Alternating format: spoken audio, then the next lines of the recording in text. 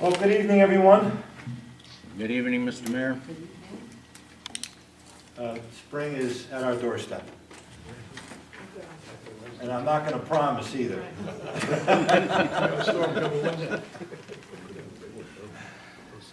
Members of the Board of Apportionment and Taxation, members of the Board of Aldermen, members of the press, ladies and gentlemen, today represented an unprecedented opportunity for me as your mayor to deliver to you the 2014 and 15 budget for the city of Shelton. A privilege and practice I have been honored to perform for the past 23 years. This is budget number 23. 23 balanced budgets, 22 budget surpluses. I want to thank our department heads and our boards and commissions who have submitted a well-thought budget request. I especially want to thank our Director of Finance, Paul Hiller, who has spent many hours along with myself and staff and was of immeasurable assistance in putting this budget together. And this is yet just another example of your commitment to your city and your constituents. The economy has not improved since last year. The job picture is probably worse in Connecticut this year, and more pressure is being put on our neighbors to pay more and more taxes to the state and federal taxing authorities. Municipalities must hold the line if our families are to survive this very tough economy. Shelton families, like others, are working harder and longer hours, and they are not better off today than yesterday. The more they make, the more their government seems to take. Consequently, my budget concentrates on fiscal stability, focusing on the needs of the community and the ability of the city residents to make ends meet. The hallmark of Shelton's continued economic success has been its ability to retain its financial competitiveness while enjoying a high quality of life. And this challenge is ongoing. Our city will continue, as we have done in the past, to invest and reinvest in our total infrastructure. And that means all aspects of our city: education, open space, roads, our parks, etc. This budget will continue those efforts. While our grand list is only a modest 0.5% in growth this past year, the future for a more robust activity is almost certain.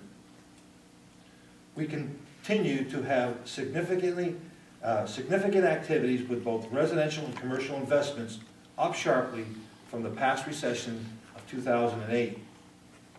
Our city's investment in the downtown continues to foster new development activities with the completion of Avalon Complex, and so it brings new opportunities at Spongex and Rollfight. Economic success is rewarded with more investments when affordability is in play. One goal I have always pursued. We have been recognized as Connecticut's most affordable city for a reason. In 2007 and 2008, we saw a mill rate reduction, while in 2008, 9, and 10, we saw no increase in the mill rate.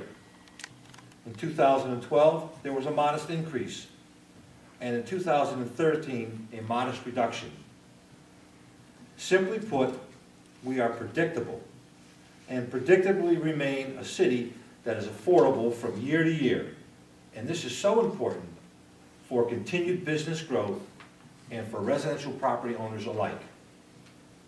We have achieved cost reductions for the city from the way we purchase our insurance to the way we provide our personnel services. Public dialogue has led to constructive suggestions and positive results. And I encourage each of you to continue in this process. The budget that I submit to you today represents an increase in spending of approximately $2 million. The irony is that despite our grand list growth of 0.5%, which in many cases is the envy of other Connecticut municipalities, is still not enough to meet increased funding demands. Imagine how other towns with much less revenue growth must be coping with this problem. And I have sought to bring equity and fairness to the educational spending process, while at the same time recognizing legitimate educational needs and making every effort to fund them accordingly, keeping in mind that student enrollment continues to decline and the cost of services does not. My budget increases the Board of Education's budget by some $2 million in new operating funds and covers contractual increases in state mandates, while also making an additional $500,000 in capital monies available to the Board of Education. Education represents the largest demand for new budget monies, and those of you who have been around for some time know how carefully I look at and scrutinize their budget requests. By purchasing school buses, we have removed a major portion of the bus contract cost from the educational operating budget, converting those costs to the city side of the capital budget. And these solutions have been accomplished without reducing the education budget, thereby freeing up educational budget monies for other uses. Historically, education costs have risen far in excess of the growth of the city's grand list, a trend that cannot continue when taxpayers are suffering reduced disposable income. And so the budget this year that I'm submitting for fiscal year 2014 and 15 is based on revenue projections and expenditures of $117,945,680.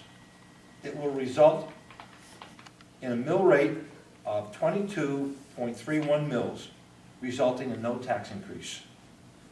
And finally, as I do every year, I would remind everyone that the budget review process is dynamic and a 6-month process where information available in December may well change and further be adjusted by final adoption in May.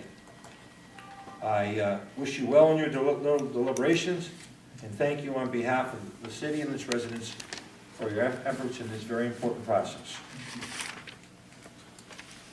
And with that, I will pass out expenditures and runs.